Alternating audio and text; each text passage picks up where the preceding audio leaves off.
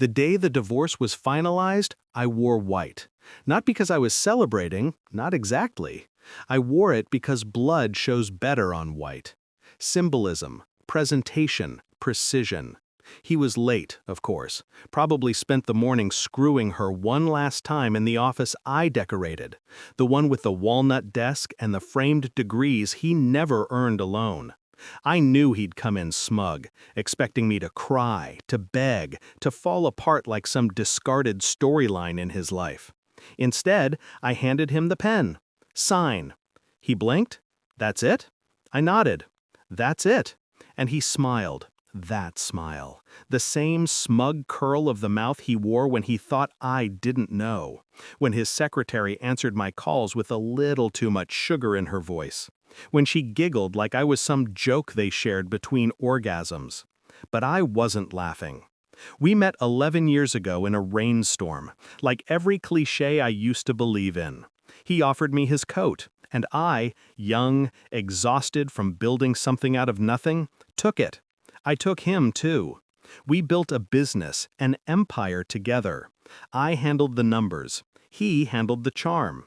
And somewhere along the way, he began to believe the charm was worth more.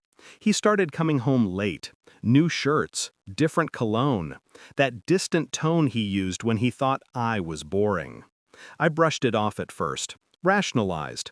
I'd married a man, not a schedule. But patterns whisper before they scream. It started with his calendar. I only glanced at it because he left it open on his laptop. Too confident, too careless. There, between quarterly review and lunch with Jones, was a private meeting. Repeating weekly, labeled only with a first initial, L, like Lena, his secretary.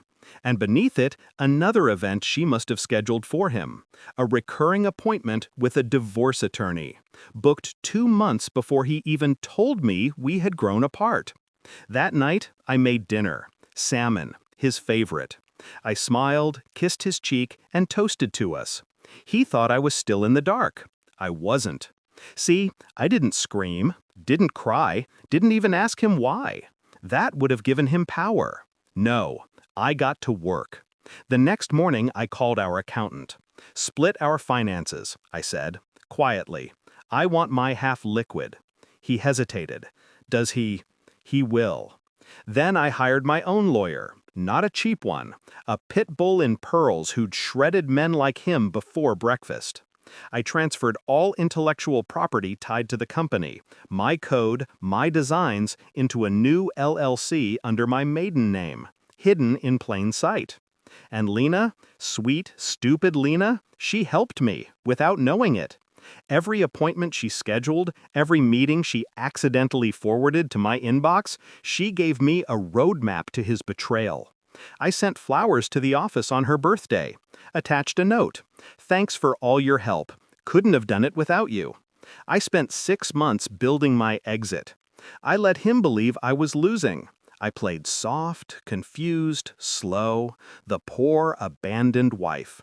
I let him feel the power of walking out, thinking he'd take everything.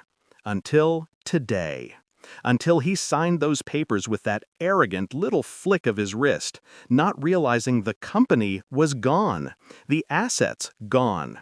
The equity in our home, liquidated and moved into a trust he couldn't touch. I even let him keep the beach house, right before the county condemned the land for new construction.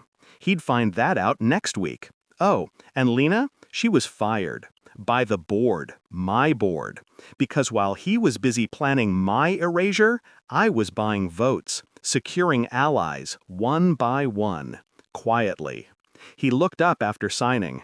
Guess we're finally free, he said. I leaned forward, folded the papers, and smiled.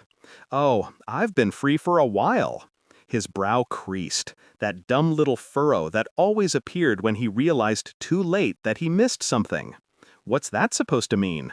It means, I stood, your secretary scheduled your betrayal. I scheduled your downfall. He watched me walk away.